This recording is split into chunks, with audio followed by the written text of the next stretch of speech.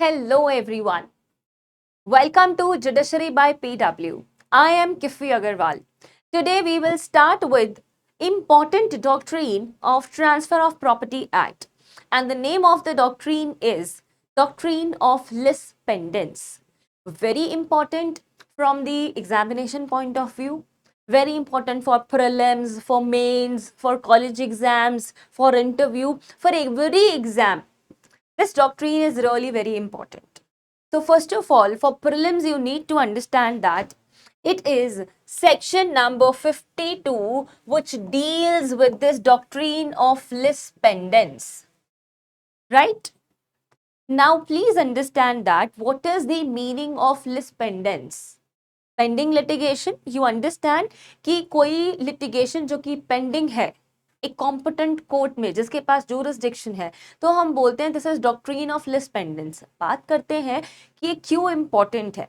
Before I start with the concept, you need to understand that कि doctrine of lis pendens हमें यह बताती है जब भी कभी कोई प्रॉपर्टी जो कि क्वेश्चन में है, अगर उसके विद रिस्पेक्ट टू पार्टीज के बीच में कोई सूट कोर्ट में पेंडिंग है, कोई लिटिगेशन पेंडिंग है, तो जब तक लिटिगेशन पेंडिंग है तब तक आप जो है क्या नहीं कर सकते, उस प्रॉपर्टी को किसी और को ट्रांसफर नहीं कर सकते, क्योंकि अभी वो प्रॉपर्टी जो कि क्वेश्चन में है उसके with respect to litigation pending है। Understand? Please now see, lis pendens is a Latin word that means pending litigation, right? It is based on a legal maxim. Now, this is really important, and you have to write this in your mains examination. Pendent lit nihil innovator. What does that mean? That nothing new should be introduced during the pendency of a litigation.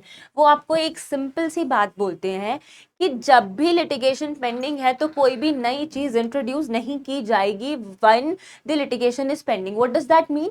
That means कि जब भी कभी कोई litigation pending है तो आप उस property को ट्रांसफर नहीं करेंगे। नई चीज इंट्रोड्यूस करने का मतलब क्या है कि अभी हमारे पास एक क्वेश्चन है कि इस प्रॉपर्टी का ओनर कौन है और अभी आपने ट्रांसफर कर दिया है, किसी और को दे दिया है, तो nothing new should be introduced. Okay, now please understand that it is given under section 52, and now please see that it is based on equity and public policy. Students, क्यों ये जो है इक्विटी और पब्लिक पॉलिसी पे based है?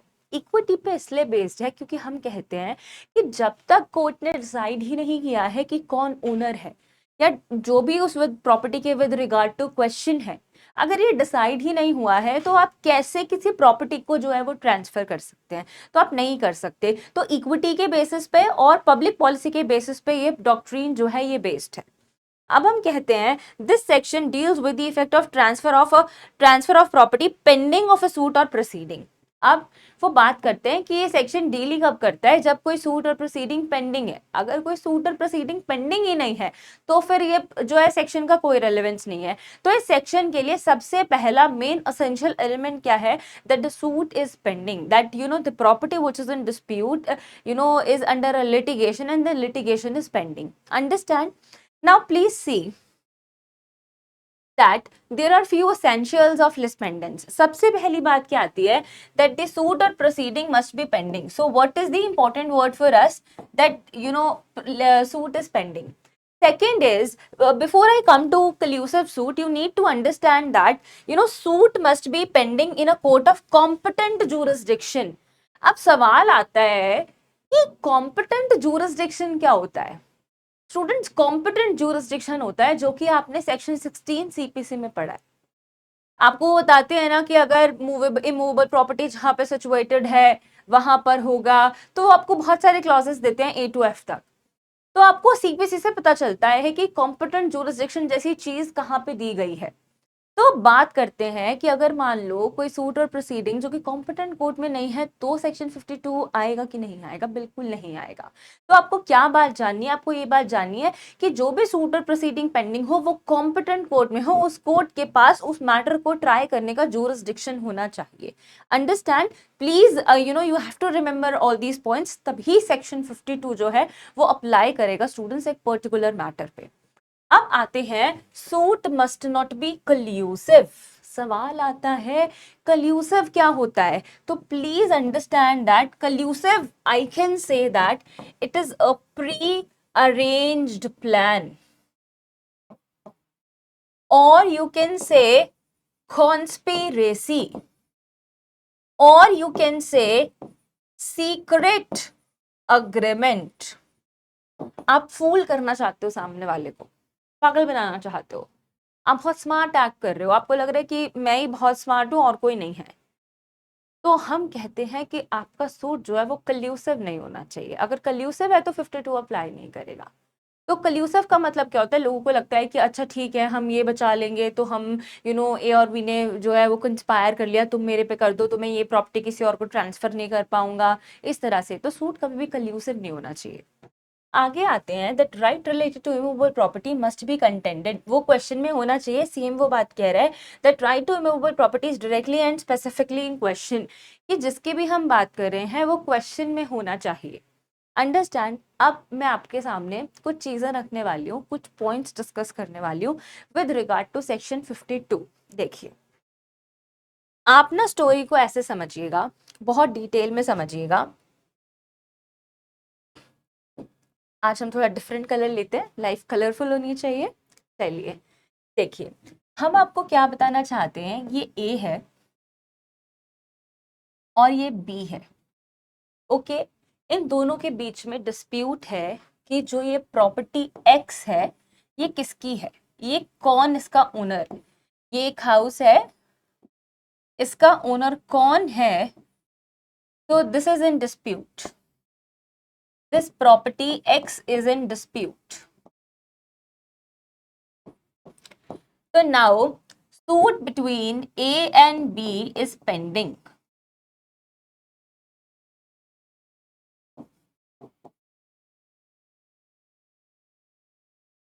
ए और B के बीच में सूट पेंडिंग है।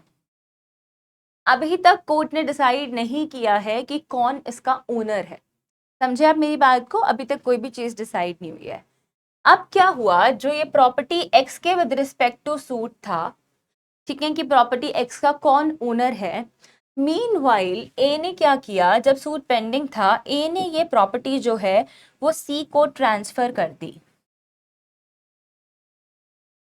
ए ने ये प्रॉपर्टी जो है मीनवाइल सी को ट्रांसफर कर दी। क्वेश्चन ये है कि 52 तो कहता है यही बात है कि प्रॉपर्टी आप ट्रांसफर नहीं कर सकते, something which is a suit is pending you can not transfer. कुछ भी नई चीज जो है जब लिटिगेशन पेंडिंग होगी तो इंट्रोड्यूस बिल्कुल नहीं होगी।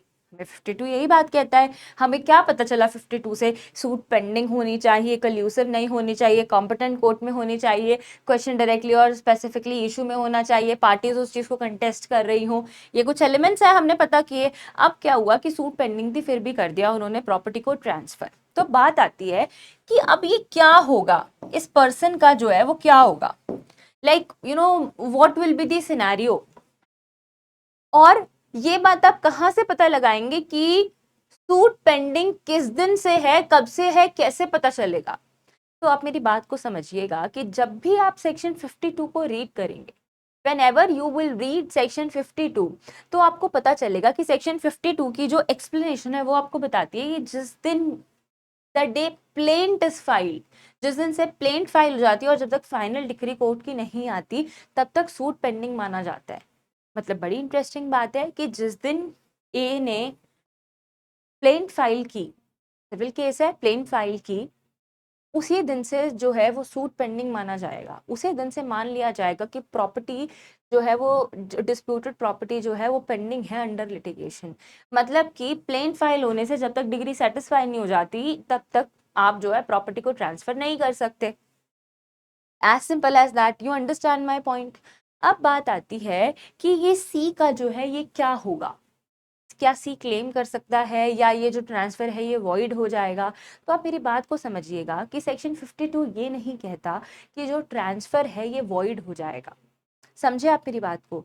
सी ये कहता है कि सी ये नहीं कहता, सेक्शन हमें ये कहता है कि जब तक डिक्री नहीं आती तब तक इन दोनों के बीच की ट्रांजैक्शन जो हुई है वो हम होल्ड पर रख देंगे। It will not be declared void as such, but हम उसको होल्ड पे रख देंगे। अब होल्ड पे रखने का क्या मतलब है स्टूडेंट्स, मैं आपको बताती हूँ होल्ड पे रखने का क्या मतलब है। होल्ड पे रखने का मतलब ये होता है कि अभी जो ये हुआ है जब तक कोर्ट की डिक्री नहीं आती, सपोज कि अब आप ये सिनेरियो समझ के चलिएगा, आप इस सिनेरियो को ऐसे समझिएगा कि सपोज ये जो केस है बी वॉन, तो बट ऑब्वियस सी बात है जब बी ओनर है तो सी कैसे करेगा, तो वो प्रॉपर्टी जो है वो सी को नहीं मिलेगी। समझ रहे हो आप मेरी बात को, क्योंकि बी ने केस जीत लिया है। बट अब अगर क्या हुआ इस केस में, if this is not the case and if a won, तो अब जो सी है वो प्रॉपर्टी का ओनर बन सकता है, क्योंकि अब ये काम हो सकता है। मतलब आपको क्या पता चला, आपको ये बात पता चली कि जब भी कभी प्रॉपर्टी जो है जो डिस्प्यूट में है, that is pending under litigation, और उस बीच अगर प्रॉपर्टी ट्रांसफर हो जाती है, तो हम ये नहीं कह रहे कि जो वो ट्रांसफर हुआ है वो वॉइड हुआ है। It will depend upon the judgment कि जजमेंट क्या आती है। बट ऑब्वियसली बात है, अगर ए जो है वो केस को जीत चुका है तो जो है प्रॉपर्टी सी को ट्रांसफर हो सकती है। पर अगर बी केस को जीता है तो प्रॉपर्टी सी को नहीं जाएगी, तो सी को प्रॉपर्टी नहीं मिलेगी। तो हम ये नहीं कह रहे कि उस वक्त तक वो वॉइड है वो ट्रांसफर, हम कह रहे हैं हमने होल्ड पे रख दिया। That will depend upon the circumstances. तो स्टूडेंट्स आपको ये बात बहुत अच्छे से ध्यान में रखनी है कि 52 हमें कहता है, 52 पिक्चर में ही कभी आएगा जब जो प्रॉपर्टी जो है डिस्प्यूटेड है वो सूट पेंडिंग है, सूट कल्यूसिव नहीं है, कॉम्पिटेंट जूरिसडिक्शन है कोर्ट के पास, और प्रॉपर्टी जो डिस्प्यूट में है वो स्पेसिफिकली उसी के बारे में बात हो रही है, ट्रांसफर की भी। समझे? अब मैं आपको इसी एग्जाम्पल पे एक सिचुएशन समझाना चाहती हूँ दैट ये बहुत इंपॉर्टेंट पॉइंट है, that you know the rule of section 52 is based on two logics. आप सोचते होगे कि मैम आप क्या पढ़ा रहे हो, मैं बिल्कुल ठीक आपको चीज बता रही हूँ जो आपको चीज समझनी है कि सेक्शन 52 का जो रूल है that is doctrine of lis pendens, my dear students, वो दो लॉजिक पे बेस्ड है। अब बात आती है लॉजिक कौन सा है, तो आप समझिएगा वो लॉजिक है, सबसे पहला constructive notice.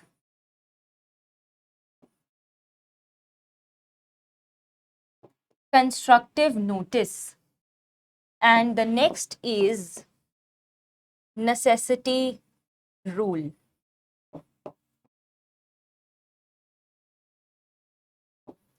And please understand that this is really important from the mains point of view.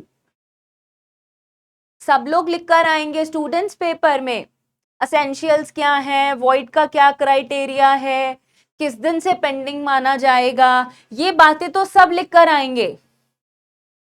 पर आपको दूसरों से अलग क्या बनाएगा, समथिंग एक्स्ट्रा, समथिंग डिफरेंट। और ये आपको कहां से सीखना है, ये हैबिट आपको सीखनी है केस लॉज से। आप जानते हैं कि आपको जुडिशरी बाय पीडब्ल्यू के कोर्स में फ्री मनु पात्रा और लाइव लॉ का एक्सेस दिया जाएगा। आप इसका बेनिफिट कहां से लेंगे या कैसे लेंगे? आपको अगर इसका बेनिफिट लेना है स्टूडेंट्स, तो आप कोर्स को ज्वाइन करो और आप मैक्सिमम से मैक्सिमम केसेस जो है वो रीड करो। मेक दिस हैबिट कि आप रात को सोने से पहले लाइव लॉ पे से सुप्रीम कोर्ट के और आपके कंसर्न्ड जो भी आपका टारगेट स्टेट है उसके हाई कोर्ट की कम से कम 2 इंपॉर्टेंट जजमेंट्स तो पढ़ के सोएंगे ही सोएंगे। तभी आप दूसरों से अलग बन पाएंगे, वरना नहीं बन पाएंगे। आंसर राइटिंग की स्किल्स जो है ना वो स्टूडेंट्स, वर्ड्स क्या लिखने हैं, क्या फ्रेजेस यूज करने हैं, कॉन्सेप्ट क्लैरिटी आपको केस लॉ पढ़कर आएगी, जो कहीं से आपको नहीं मिल सकती। जितने केस लॉज आप रीड करोगे उतना आपको दूसरे स्टूडेंट कॉम्पिटिटर से एक एज मिलेगा, राइट?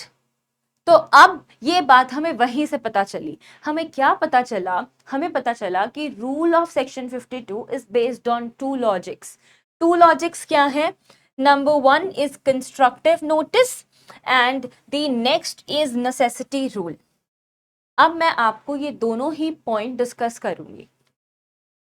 कंस्ट्रक्टिव नोटिस का मतलब है स्टूडेंट्स कि समवेयर समहाउ, कहीं ना कहीं कुछ ना कुछ आपको एक आइडिया था कि प्रॉपर्टी जो है वो पेंडिंग है, लाइक प्रॉपर्टी जो डिस्प्यूट में है उसके with respect to litigation pending में है, और तब भी जब एक पर्सन ने आपको प्रॉपर्टी ट्रांसफर करी तो आपने ले ली। तो हम ये कहते हैं that when ever you have this constructive notice here, आपको नॉलेज है कि ऐसा कुछ है और तब भी आपने ले लिया प्रॉपर्टी को, तो अब कोई आपको नहीं रोक सकता, कोई कुछ आपकी हेल्प नहीं कर सकता। Please prepare yourself to bear the consequences. तो इसका मतलब क्या है, that now you have to face the consequences.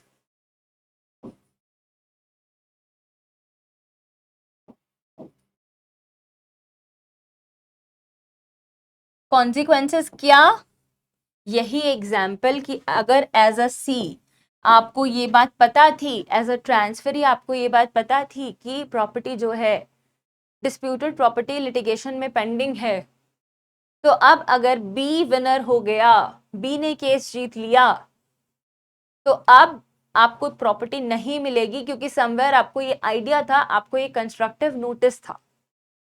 तो अब आपको कॉन्सिक्वेंसेस भुगतने पड़ेंगे, तैयार रहिए चीजों को फेस करने के लिए। आई बात समझ में? आगे आता है another important rule, that is necessity rule, जिसे हम बहुत हद तक इंडिया में फॉलो करते हैं। We follow this necessity rule.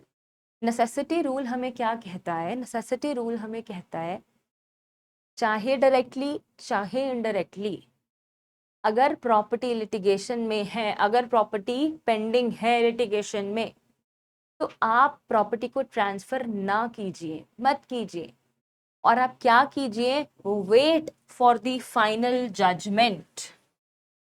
वो आपको कहते हैं that wait for the final judgment, कि फाइनल जजमेंट का इंतजार कीजिए, उसके बाद आपका जो मन करे करिए। आप फाइनल जजमेंट का इंतजार करेंगे तो इससे आपका ही बेनिफिट होगा। और ये नेसेसिटी रूल किस पे बेस्ड है? रूल ऑफ इक्विटी पे, पब्लिक पॉलिसी पे, कि let the court decide who is the owner, उसके बाद आपको जो करना है आप कीजिए। तो हम बहुत हद तक अपने इंडिया में जो है फॉलो करते हैं नेसेसिटी रूल को। जैसा कि मैंने आपको अभी कहा कि आपको केस लॉस पढ़ने बहुत जरूरी है, तो आपको ये बात जाननी भी बेहद जरूरी है कि केस लॉ से ही आपको इंटरेस्टिंग बातें पता चलती हैं। वरना तो हम क्या पढ़ते, एसेंशियल्स हैं, इस दिन से माना जाएगा कि लिटिगेशन जो है वो पेंडिंग है और बात खत्म। तो आप बताएंगे कि देखिए हमें नई बात पता चलती है कि 52 जो है वो दो लॉजिक्स पे बेस्ड है, कंस्ट्रक्टिव नोटिस और नेसेसिटी रूल, कि अगर आपने ले लिया है और ऐसा कुछ है कि समवेयर समहाउ आपको नॉलेज थी, तो प्लीज आप तैयार रहिए, जो भी डिसीजन होगा, जो भी कॉन्सिक्वेंसेज होंगे वो आपको सफर करने पड़ेंगे। नेसेसिटी रूल हमें कहता है थोड़ा इंतजार कीजिए, wait for the final judgment. वो लिटिगेंट्स को जो है वो कहता है कि रुक जाइए, जब तक प्रॉपर्टी जो है वो पेंडिंग है तब तक आप कुछ मत कीजिए। हमें इसी रूल की रिक्वायरमेंट है। बात समझ में आई? मैं आपको ये भी बताऊंगी कि इस नेसेसिटी रूल को कौन से केस में जो है वो फॉलो किया गया। 52 का एक बेहद लैंडमार्क जजमेंट है जो आप सबको जानना चाहिए, प्रीलिम्स में पूछा जाता है, राइट? अब देखिए आगे वो हमें बताते हैं कि उसका पर्पस क्या है। बहुत सही पर्पस है कि आप जो है इंतजार कीजिए कि किसी के राइट्स जो है वो वायलेट नहीं हो। उसके बाद वो हमें बताते हैं कि वॉइड का क्या है। हम कहते हैं कि इसका एग्जैक्टली अनल करने का मतलब नहीं है, मतलब सिर्फ इतना है कि हमने तब तक के लिए होल्ड पे रख दिया है। उसके बाद इसकी एक्सेप्शंस मैंने आपको बताई दी कि doctrine this of lis pendens does not apply to collusive suits, होगा तो नहीं होगा, अगर प्रॉपर्टी अनआइडेंटिफिएबल होगी तब भी नहीं होगा। और दूसरी बात कि आप क्या कीजिए कि जजमेंट का वेट कीजिए। उसके बाद आता है सबसे इंपॉर्टेंट और सबसे लैंडमार्क, दैट इज बिलमी वर्सेस सबाइनी, और लोग इसको अलग अलग तरीके से भी प्रोनाउंस करते हैं। This is the case of 1857। Please understand that this is really important judgment from the examination point of view.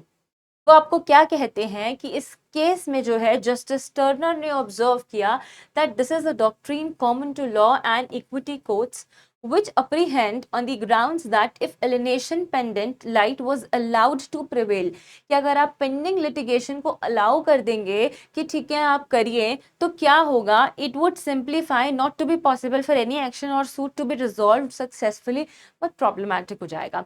In any case, the plaintiff will be responsible for the defendant who alienated the property before the judgment or the decree and must be obliged according to the same course of action to initiate these proceedings de novo initially. वो आपको क्या कहते हैं, वो आपको एक बड़ी simple सी बात बताते हैं इस केस के through. And you know I will repeat one very important paragraph from this judgment that in this case court held that if we allow such transfers which are pending, disputes which are pending, it would directly or indirectly defeat the judgment. अगर आप ऐसे transverse को allow कर देंगे तो वो judgement के base को ही डिफीट कर देंगे. And it is the rule of necessity that should be present and the people should not transfer the property till the suit is pending. तो आपको इस केस में बहुत ब्यूटीफुली ये बात बताई गई that rule of necessity should be followed, और जब तक सूट जो पेंडिंग है तब तक आप प्रॉपर्टी को ट्रांसफर ना कीजिए, आप फाइनल डिसीजन का जो है वो वेट कीजिए.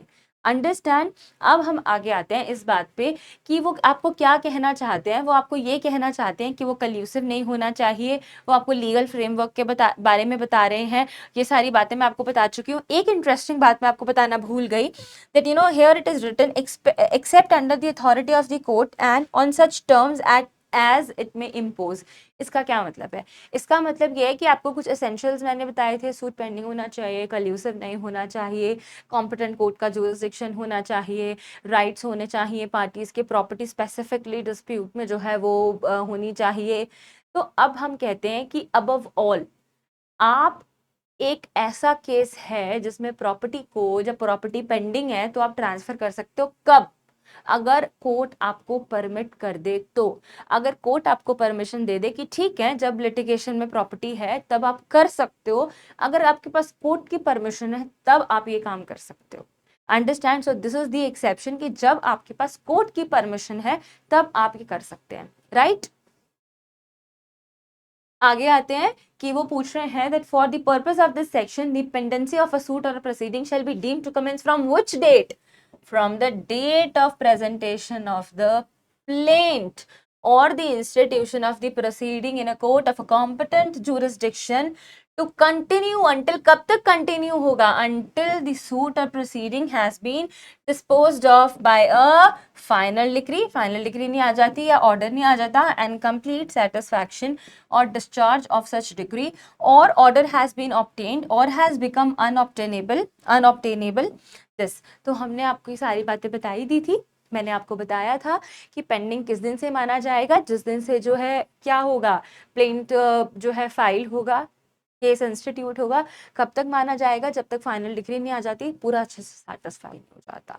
तो आपको क्या बात पता चली? आपको ये बात पता चली कि जब भी कभी कोई भी प्रॉपर्टी के विद रिस्पेक्ट टू डिस्प्यूट या सूट कोर्ट में पेंडिंग है तो आप जो है क्या नहीं कर सकते, आप उस प्रॉपर्टी को किसी और को ट्रांसफर नहीं कर सकते. एक एक्सेप्शन है, अगर कोर्ट ने आपको परमिशन दे दिया है तब बात अलग है, वरना आप नहीं कर सकते. समझ में आई आपको बात? पर आपको एक चीज और ध्यान रखनी है कि 52 दो लॉजिक्स पे बेस्ड है, नेसेसिटी एंड कंस्ट्रक्टिव. हम किसको फॉलो करते हैं? बेलेमी वर्सेस सबाइनी ने क्या बताया? उस लैंडमार्क जजमेंट में बताया कि we should follow the rule of necessity, कि हमें जो है डायरेक्टली या इनडायरेक्टली प्रॉपर्टी को जो है वो ट्रांसफर नहीं करना है, कभी भी नहीं करना है. हमें फाइनल जजमेंट आने का वेट करना है.